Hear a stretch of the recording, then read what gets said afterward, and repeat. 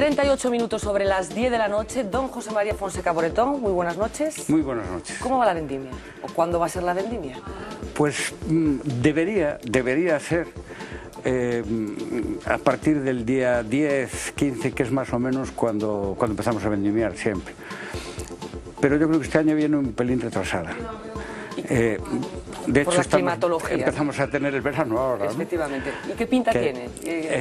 Bueno, este año no va a ser un año especialmente bueno en lo cuantitativo. Lo cualitativo está todavía por definir, porque fue un año complicado desde el punto de vista climatológico, porque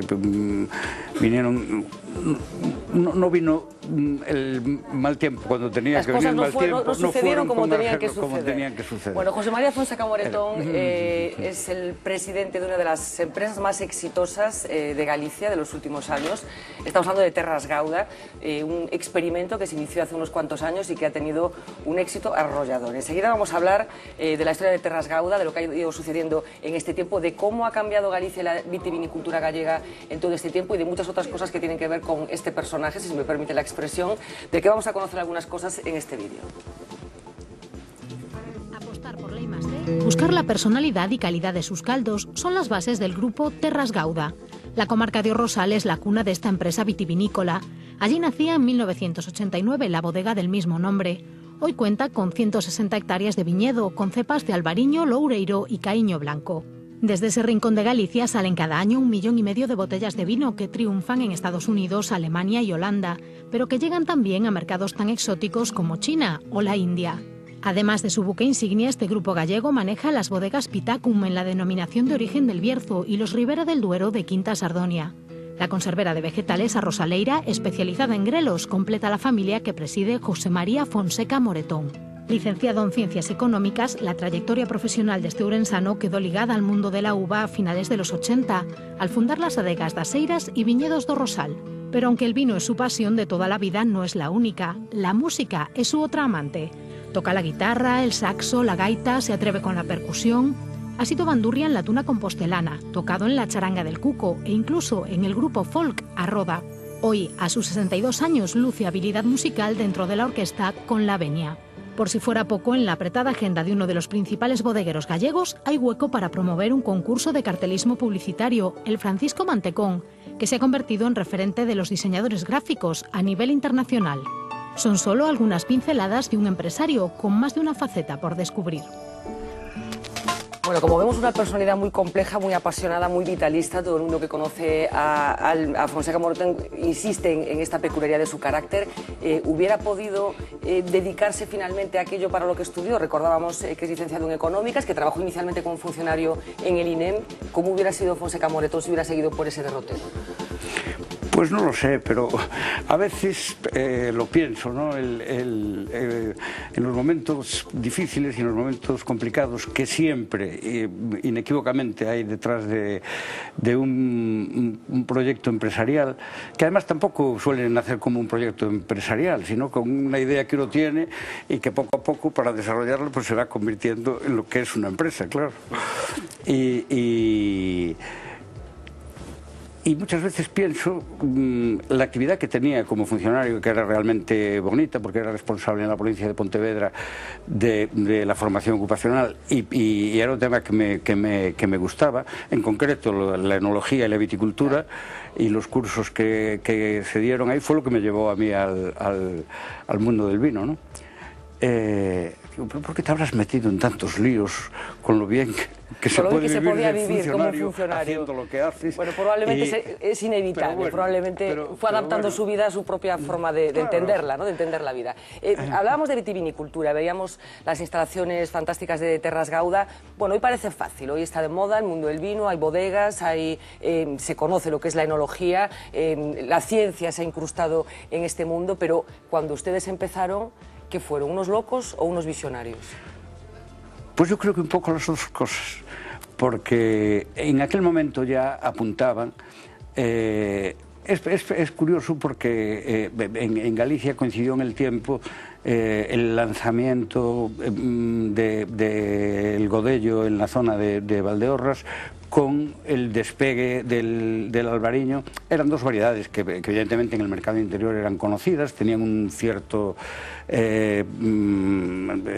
hálito al lado de variedades muy nobles, pero bueno, no se elaboraban los vinos todo lo bien que se debía. Y coincidió en el tiempo y siempre estuvo ligado a personas que bueno, tenían una gran capacidad de convicción con los viticultores.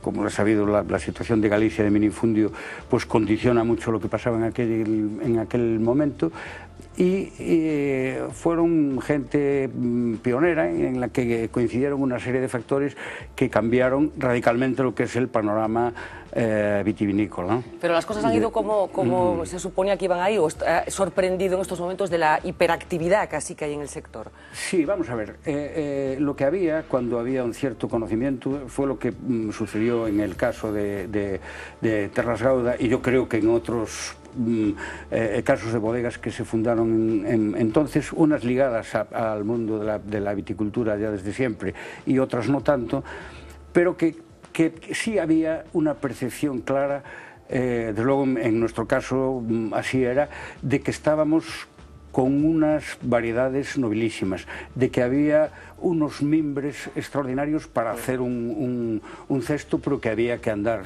un largo camino. Yo creo que uno de los aciertos que nosotros tuvimos fue el pensar que para poder hacer eso había que romper un poquito la historia tradicional del minifundio, que no permitía hacer así. Le quería preguntar precisamente un proyecto que hoy analizado estábamos un poco locos porque lo hicimos de la única forma posible en aquel momento en Galicia, que era con las propiedades comunales, con un arrendamiento a 30 años, y pensando que para que aquello empezara a producir había que pasar 7 años, había que estar un poco locos para meterse el minifundio. He leído aquello, ¿no? Muchas entrevistas con usted, y ha sido una de las teimas bueno, que adornan su discurso cuando se trata de hablar de viticultura y de vinicultura en Galicia. ¿Sería Galicia distinta si consiguiéramos resolver este problema? Ustedes están resolviéndolo. Veíamos ahí unas imágenes de una plantación que no tiene nada que ver con el minifundio, pero ¿por qué el minifundio en Galicia? Porque además no tiene que ver solamente con la actividad agraria, parece que se ha incrustado en la forma de ser de los gallegos. Tenemos muchos aeropuertos, tenemos muchas universidades, tenemos mentalidad minifundista, ¿no?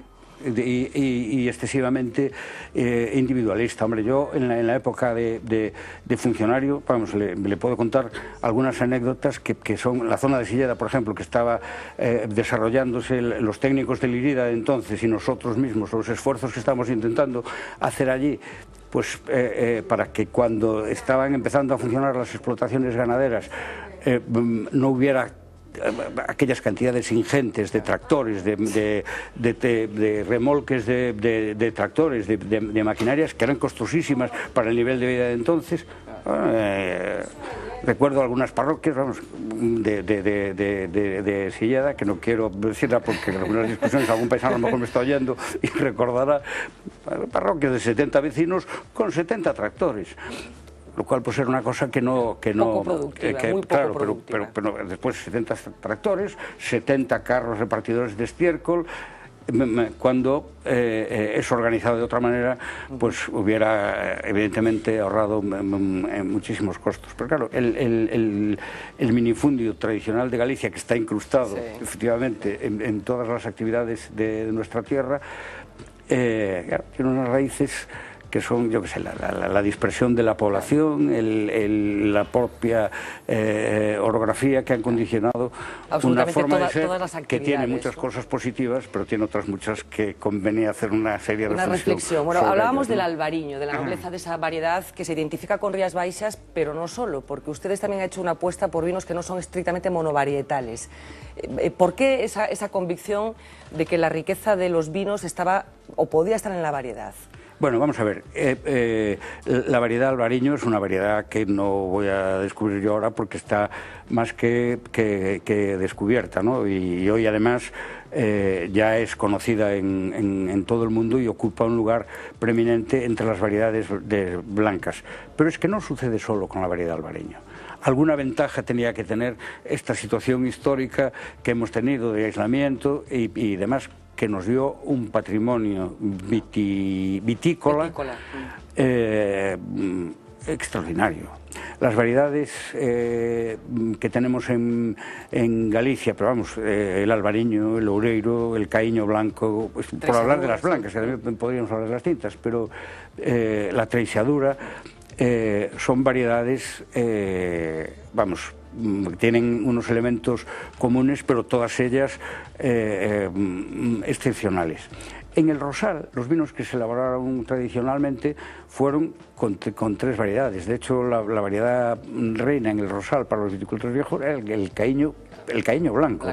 Decían ellos, o caíño do rei do viño, o caíño do príncipe dos viños. Y no les faltaba razón, porque es una variedad excelsa, pero claro, tiene problemas sobre todo de maduración, porque es una variedad de maduración tardía y es una variedad complicada y que se fue abandonando su cultivo. Nosotros lo que queríamos hacer era un vino genuino de la zona del Rosal, que la base es el albariño, pero bueno, que puede incorporar matices de... Claro, los vinos monovarietales, al final una variedad, un vino monovarietal necesariamente tiene que estar hecho con una variedad que tenga fuerza, que tenga potencia y que sea una variedad que recoja muchos matices.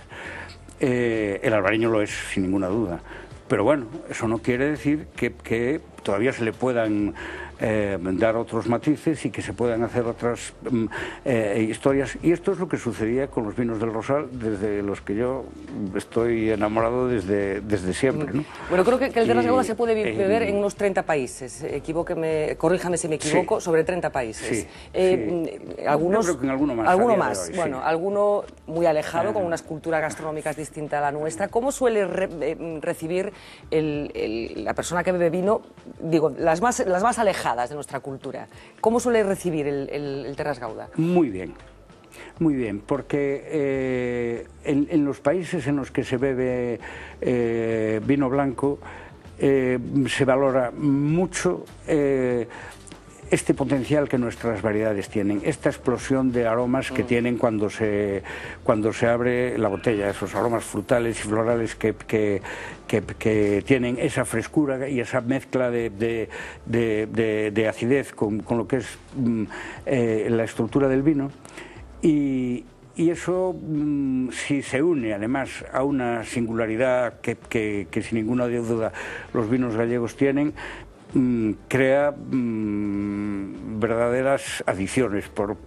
El otro día me pasó un detalle curioso, en estos días, muy reciente, me escribió un periodista que había estado en la bodega de un periódico de tirada nacional, que encontró un artículo que me mandó hablando del Terras Gauda en Canadá.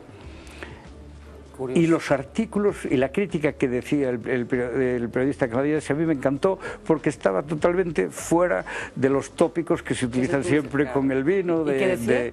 Pues hablaba de la singularidad, de vino distinto, de vino amante, de vino fresco, y recomendaba al final que no dejen de probar esta joya, que es distinta a todo lo conocido y espléndido. Una cosa así.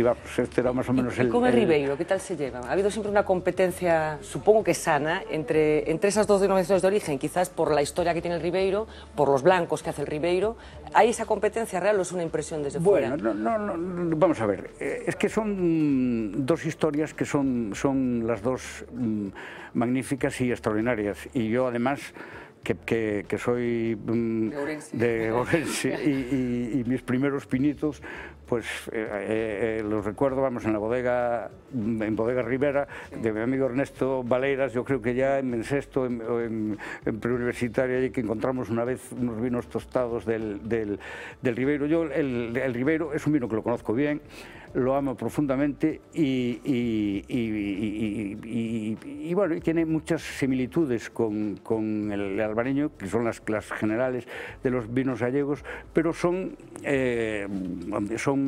vinos diferentes, y la historia de las dos denominaciones es muy diferente, porque el Ribeiro, yo creo que, creo que es de las poquísimas zonas de Galicia que ha vivido exclusivamente del vino. Eso los que conocemos la zona sabemos que es así, pero no ahora, sino ya desde muchos siglos atrás. El Ribeiro era un vino conocidísimo en toda España, y si le preguntamos a mucha gente del interior de España, de cualquier pueblo de España, conocen y les suena el vino del Ribeiro, porque los vinos del Ribeiro eran vinos apreciadísimos y se exportaban cuando España era preeminente en el mundo a Inglaterra, a Flandes y a otros sitios. Esto condicionó la historia del Ribeiro, y la filosera condicionó muchísimo la historia del Ribeiro, hicieron que desaparecieran las cepas autóctonas. El Ribeiro se convirtió más a lo cuantitativo que a lo cualitativo durante muchos años. Pasó por muchos avatares que felizmente fueron superados, ahora coincidiendo aproximadamente con esos 80 también en los que ustedes empezaron, ¿no? Y con esa estación enológica ubicada en Leiro, etcétera, etcétera, ¿no? Pero claro, ya marcado por una situación con un conocimiento que previo venía que los había muy de atrás. Bueno, hablamos el despegue de Rías Baixas coincidió con unas circunstancias, bueno, que ya no me voy a extender en ellas, distintas. Pero vamos, estamos hablando de vinos hermanos, y a los que nos gusta el vino no podemos ni debemos ser excluyentes. Bueno, estamos hablando de vino, pero el Grupo Terras Gauda tiene más cosas. Tiene, por ejemplo, Rosaleira. Rosaleira es una empresa fundada en O Rosal en el año 1934, especializada en el envasado artesanal de vegetales. Creo que la fundó José Sánchez García, que fue alcalde de O Rosal, que introdujo, por ejemplo, el Mirabel aquí en España. Estamos hablando de una zona riquísima, la zona de O Rosal. Riquísima. Vamos a ver, la Rosaleira fue la primera conservera vegetal que hubo en Galicia.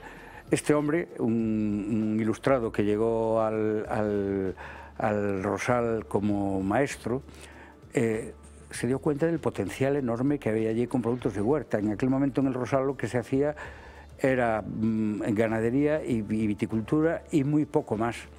Él empezó con los productos de huerta, trajo variedades nuevas, trajo el Mirabel procedente del norte de Francia y del sur de Alemania, de esa zona sobre todo, y hay mucha gente que cree que los Mirabeles son originarios del Rosal. Los trajo él. Los acaban de traer, además. Sí, además, ayer, vamos. Y bueno, y se hizo esta conservera que es a fábrica de dulce que llamamos en el Rosal, porque hacía un dulce de feixoa que fue atrás de las plantas que se introdujeron también en aquel momento, ¿no? Y bueno, es una conservera emblemática y que voy a decir yo, claro, pero que hace unas conservas por ejemplo, de grelos. ¿Qué tal se entienden los grelos más allá de la canda y el padornero? ¿Es complicado lo del grelo o no? No se entiende demasiado bien. Cosa que es incomprensible. Están empezando a entenderlos demasiado bien algunos cocineros que con el sabor amargo y ácido del grelo lo están mezclando con algunos pescados y logran cosas que nosotros ya sabíamos, porque siempre comimos el lacón con grelos o el cocido. Pero es una verdura, vamos, emblemática y que además, bueno, en revueltos y mil cosas hace unos platos magníficos. Pero aparte es que forma parte de nuestra idiosincrasia y de nuestra cultura gastronómica. Y Y yo lo que tengo es el convencimiento de que no ha pisado más fuerte, pues simplemente porque se desconoce, porque, claro, al ser un producto estacional que estaba solo vinculado a nuestra tierra y que no se desconocía, pues ha hecho que sea un gran desconocido. Pero luego, lo que a mí concierne, yo los que conozco que se aproximan al mundo del grelo, no sé si tendrá alguna sustancia el flechazo, greloína, pero seguro que algo tiene. Yo no. coincido con el diagnóstico y con la exquisitez de los grelos. Bueno, tenemos la suerte de hablar con José María Fonseca Morentón en un momento muy particular de la economía española. Yo no sé cómo están driblando las gravísimas dificultades que está atravesando el país en estos momentos. Pues las estamos driblando con la única arma que tenemos. Las armas que tenemos son esta tierra generosa en la que vivimos y una lucha permanente por la calidad en la que nunca hemos cesado, y con trabajo, trabajo y trabajo. Y yo, si hay otra fórmula, pues que alguien me la diga, pero yo no la conozco, desde luego. Y bueno, estamos lidiándolo en un momento especialmente difícil, porque es verdad que, como decía, que tenemos un vino que está francamente bien acreditado en los mercados exteriores, que son difíciles de conquistar. Pues hombre, sí estamos con una cierta presencia que nos ayuda a llevar todo esto, pero es que el mundo de la distribución, el mundo de la hostelería está pasando por unas dificultades grandes. Y entonces, vamos, ninguna empresa es ajena a toda esta situación. Yo creo que de ella, pasará lo que suele suceder en todas las crisis, ¿no? Que algunos defectos estructurales que puede haber en el mundo del vino, pues la propia dinámica de los acontecimientos los irá corrigiendo, pero que se van a producir. Yo creo que bueno, de esos están produciendo ya desengaños grandes. Pero bueno, es que si esto unimos ya otra cosa que es ya, yo creo que no sé cómo decirlo, pero seguramente el papanatismo de nuestros políticos durante muchos años, identificando el vino con otras variedades, rompiendo una cultura del vino tan arraigada en nuestra tierra, pero no solo en Galicia, sino en toda España, en toda la península ibérica. Y yo creo que todo esto, pues de alguna forma, tiene que volver. Nuestros ritos, nuestros mitos, nuestra vida estuvo siempre ligada al vino. Decía, se ha gestionado mal la potencialidad del sector primario en general aquí en Galicia. Parece que tenemos una pesca cuya calidad no está fuera de toda duda, un sector lechero que está como está, pero que podría tener las capacidades que todos conocemos también, y estamos hablando también de vino. ¿Se ha aprovechado mal el sector primario? ¿Se ha dejado de comprender que era una oportunidad de desarrollo? Sin ninguna duda. Es decir, que si no hacemos una reflexión para decir qué es lo que hemos hecho mal en una tierra tan generosa y una tierra tan rica, en la que tenemos unos productos que lo que hoy es necesario para competir en este mundo difícil, que es la calidad, a nosotros la tenemos por ubicación, porque sí, por un don divino, digamos, por decirlo de alguna forma. Tenemos unas patatas de una calidad extraordinaria, tenemos unos productos de huerta de una calidad única, mariscos, pescados, carnes, vinos singulares. Los factores, yo creo que definen todo esto, que son la calidad y la singularidad, los tenemos. Algo habremos hecho mal cuando estamos atravesando por todas estas dificultades en todos estos sectores, ¿no? Y atesoran muchas perplejidades, me refiero como licenciado en económicas que es y como empresario, de cómo se está gestionando todo este barullo en el que estamos metidos. ¿Está muy perplejo con lo que está pasando?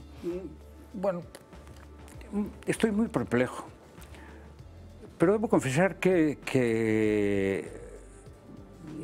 yo llevo muchos años pensando que a mí no me salían las cuentas y no me encajaba una situación, y llegué a pensar que el equivocado era yo, porque pues por ejemplo, con las propiedades inmobiliarias. Cualquiera que viva en Vigo, pues por circunscribirme a mi realidad más inmediata.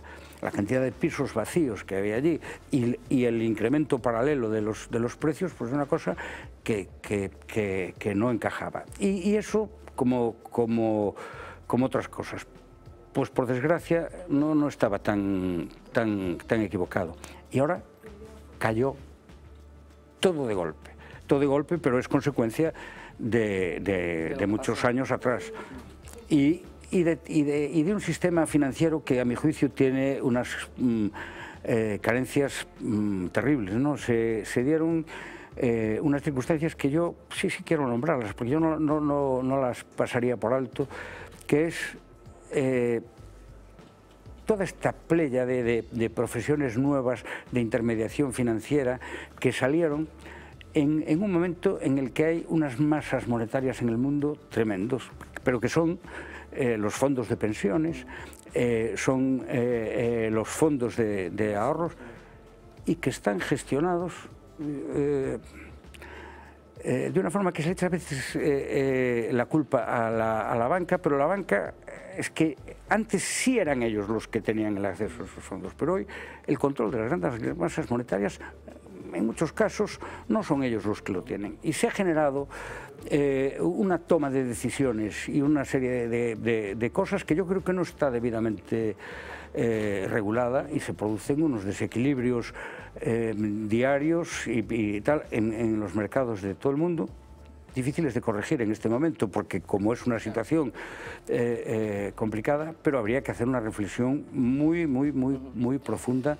sobre todo eso, y sobre las letras pequeñas que hay detrás de todo eso, que seguramente nos darían mucho más luz de la que... De las letras grandes y de los grandes titulares. De las grandes... Bueno, el señor Fonseca estudió en Santiago de Compostela. La primera promoción de la Facultad de Económica tenía por profesor a José Manuel Beiras. Pues sí. ¿Cómo era como profesor? Mi profesor de estructura económica, y pues era un profesor magnífico. Nosotros éramos jóvenes que sentíamos muy profundamente todo lo que pasaba en nuestra tierra.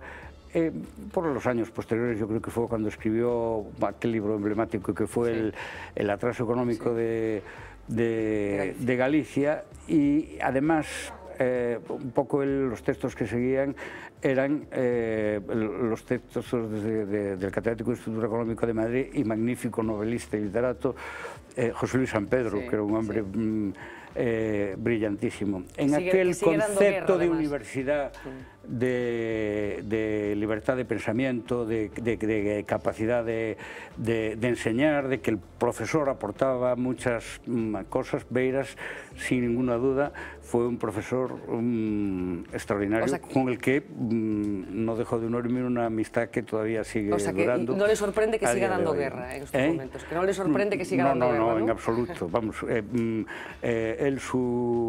esta postura guerrera que la mantuvo desde siempre. Desde siempre. Incluso ya por su propia familia, que la familia Beiras estuvo muy ligada siempre a Antón Beiras, por ejemplo. Sí. Bueno, decíamos que el señor Fonseca vive en estos momentos en Vigo, la bodega está en O Rosal, pero es de Ourense. Yo siempre que veo un ourensano por aquí no pierdo la ocasión de mencionarlo. Quería compartir con usted una fotografía que hemos sacado del archivo de la voz de Galicia, se hizo en Vigo. La firma Gustavo Rivas, formó parte de un reportaje que se hizo, pero que nos hizo mucha gracia, que es José María Fonseca Moretón delante de un mapamundi de Ourense. ¿Es una forma de entender la vida ser de Ourense en Vigo? Sí, además de una forma especialmente divertida, porque hay muchísima relación entre Ourense y Vigo. Hombre, iba a decir que no es... pero vamos, ejercer de orensano en Vigo es muy divertido, ¿no? Tiene mucha gracia. Yo ya llevo muchos años en Vigo y por tanto pues me considero vigués sin renunciar en absoluto para nada, ¿no?, a mi orensanismo de Bueno, estamos acabando ya, podríamos estar mucho rato hablando con Fonseca Moretón porque, entre otras cosas, es un excelente conversador. Supongo que las mejores conversaciones las ha vivido en torno a una mesa y delante de una copa de vino, supongo, ¿no? Pues sí, pero no las únicas. conversaciones maravillosas, hombre, tuve con el que fue una tertulia maravillosa que teníamos en las noches de Panjón, todas las noches mirando al mar desde la terraza de un bar que es el Bar Eladio, con Carlos Casares, que era un conversador y con el que tenía mucha relación. Mucha. Otro urensano. Otro urensano, sí.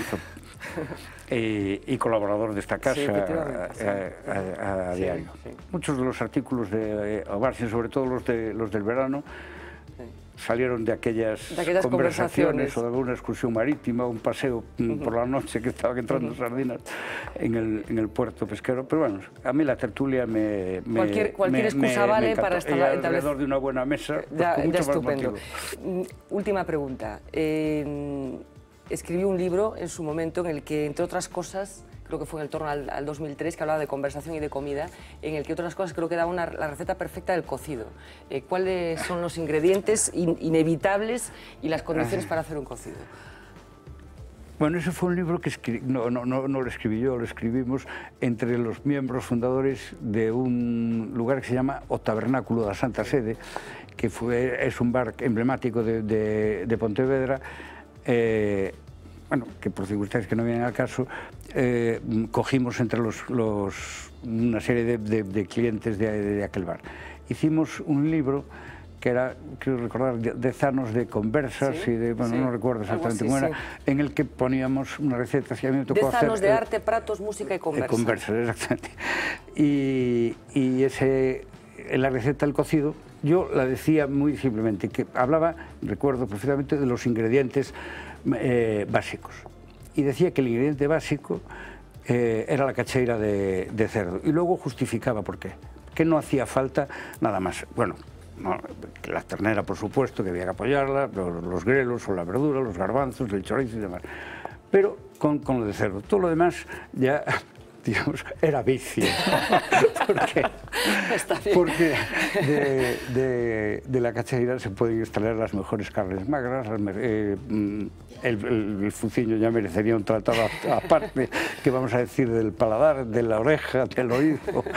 ¿Para cuántas cosas da un cerdo? Claro, una cacheira. Una cacheira, simplemente.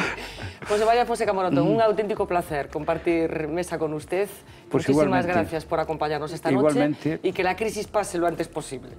Muchísimas gracias. Si no, tendremos que beber para olvidar. Bueno, también es una buena solución. El vino siempre, o para celebrar lo bueno o para olvidarse de lo malo. O sea que siempre es un buen compañero. Muchísimas gracias. Buenas noches. A ustedes. Nos vamos a publicidad unos minutos. A la vuelta hablaremos de cosas que tienen que ver con la actualidad, incluido ese acuerdo, al parecer, entre los representantes de Esquerda Unida para comparecer a las próximas elecciones elecciones autonómicas con la formación política de Xosé Manuel Beiras Anova. A la vuelta de publicidad.